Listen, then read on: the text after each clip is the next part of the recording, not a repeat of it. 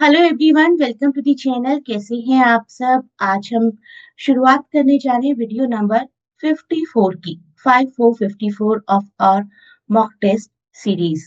Question number 531 के साथ आइए अपने इस वीडियो की शुरुआत करते हैं और वीडियो के कमेंट्स में मुझे बताइएगा 10 में से कितने क्वेश्चंस आपको पहले से आते थे।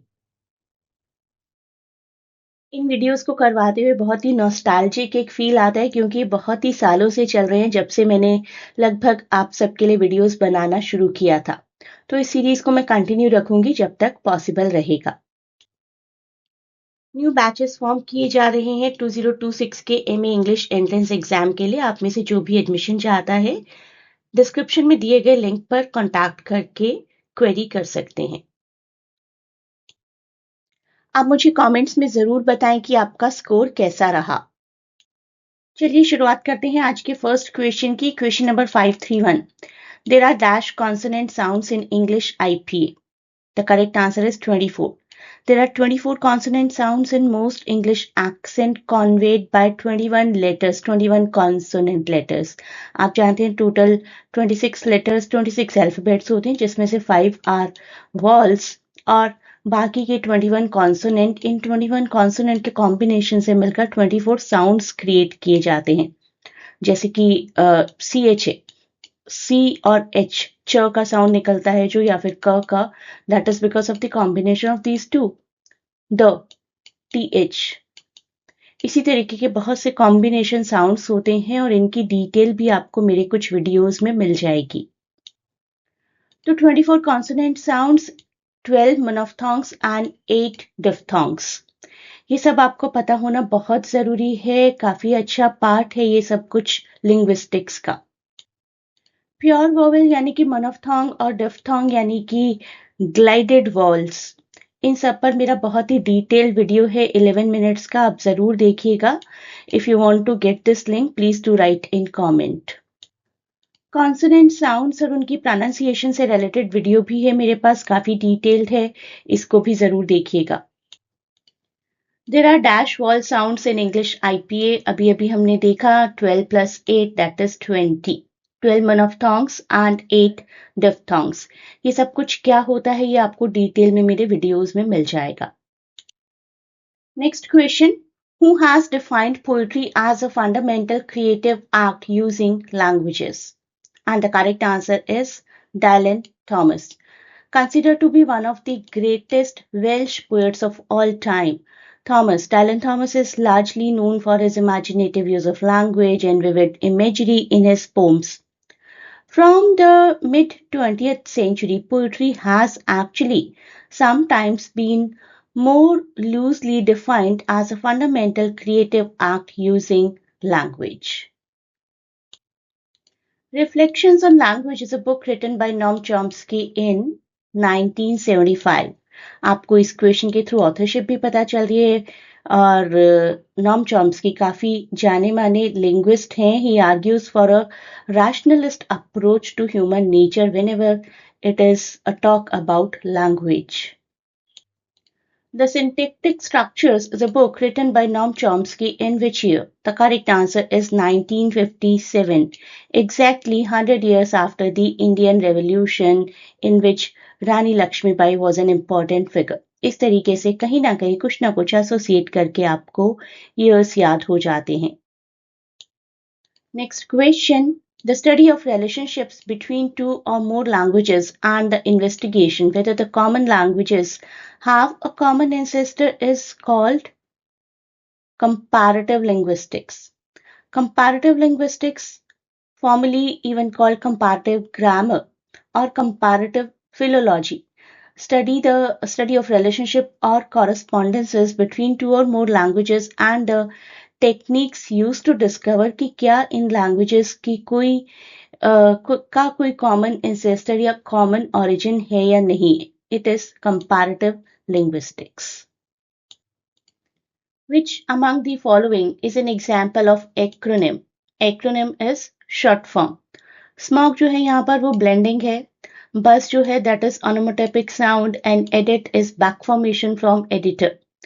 United Nations Education Scientific and cultural organization. Again, एक बार दोबारा सुनिए. United Nations Educational, Scientific and Cultural Organization is a specified agency of the United Nations aimed at promoting world peace and security through international cooperation in education, art, science and culture.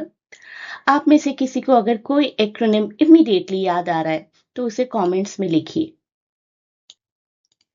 Which among the following is an example of portmanteau? Smog is the answer, जो कि combination है smoke plus fog का. The word smog was coined in early 20th century and is a portmanteau of the word smoke and fog to refer to smoky fog due to its opacity and odor. अभी हमने बाकी words किए ही. UNESCO acronym है, बस ओनोमोटोपिक है और edit back formation है editor का. आइए कुछ और एग्जांपल्स देखते हैं पोर्टमैंट्यू के. कुछ और एग्जांपल्स के थ्रू आपको बहुत ही अच्छे से समझ में आ जाएगा. Motel is motor plus hotel, webinar is web plus seminar. उसके बाद है गेस्टिमेट, नया वर्ड है आजकल काफी फैशन में है. Guest plus estimate, chill plus relax. Infomercial is information plus commercial. Jegging काफी पॉपुलर वर्ड है. Jeans plus leggings. कोई भी वर्ड आपको याद आ रहा है पोर्टमैंटो हो सकता है जो, वो मुझे कमेंट्स में बताइए. The pronunciation of English practiced by educated people at the public schools came to be called received pronunciation. RP or received pronunciation is called so because the term signifies an accent that is accepted or approved as a standard for English pronunciation. It was initially used to describe the accent spoken by the education elite and in prestigious institutions like the courts, educational universities. The term reflects the idea that RP, received pronunciation, was the accepted norm for pronunciation rather than being tied to a specific region. So option B is the right answer. Next question, a minimal meaningful unit in grammatical system of language is called what? The answer is morpheme. Morpheme smallest unit होता है language का जिसमें कोई meaning होता है. They can be single words or part of words. और उनको categorize भी किया जा सकता है bound और free में. Example देखते हैं पहले. Example include prefixes like un, जैसे कि happy में un लगा देते हैं, unhappy बन जाएगा वो. Go, going बन जाता है ing use करके, ये हो गया suffix. Base word भी मॉर्फीम ही है. हेल्प का हेल्पिंग बनता है तो हेल्प भी एक मॉर्फीम है और आईएनजी भी एक मॉर्फीम है. Dog, do, undo. डू और अनडू, ये देखिए यहाँ पर जब आप डू कह रहे हैं तो वो एक बेस वर्ड है. अनडू कह रहे हैं तो अन हमारा यहाँ पर बाउंड मॉर्फीम है. बाउंड और फ्री को समझ लीजिए. बाउंड इज की अन की कोई वैल्यू अपने आप में नहीं है, कोई मीनिंग नहीं है, लेकिन डू का है. डू अकेला भी इस्तेमाल हो सकता है तो ये एक फ्री मॉर्फीम है और अन एक बाउंड मॉर्फीम है. तो morphemes are categorised free that stand alone and bound that require attachment to other morphemes. तो 540 क्वेश्चन 540 तक हम पहुंच चुके हैं. आज के वीडियो का एंड है ये और बहुत ही जल्दी नेक्स्ट वीडियो अपलोड हो जाएगा. ये सभी हैं वो कोर्सेज जिसके लिए आप मेरी क्लासेस ज्वाइन कर सकते हैं. सीयूईटी के लिए जेएमआई, आईपीयू और किसी भी यूनिवर्सिटी का मास्टर्स इंग्लिश एंट्रेंस क्रैक हो जाएगा अगर आप मेरा प्रोग्राम ज्वाइन करते हैं. यूजीसी नेट के लिए भी ज्वाइन कर सकते हैं, जेपीएससी के लिए भी ज्वाइन कर सकते हैं, जेएसएससी के लिए और बहुत से और इग्नू कोर्सेज के लिए I do provide PDFs and even live sessions. आप क्वेरी कर सकते हैं. लिटरेचर के यूपीएससी एग्जाम के लिए भी आप क्वेरी कर सकते हैं. इन सबकी ऑनलाइन क्लासेस मैं प्रोवाइड करती हूँ. This is the WhatsApp number जहां पर कॉन्टैक्ट करके आप क्वेरी कर सकते हैं. And you may also contact on this Telegram link.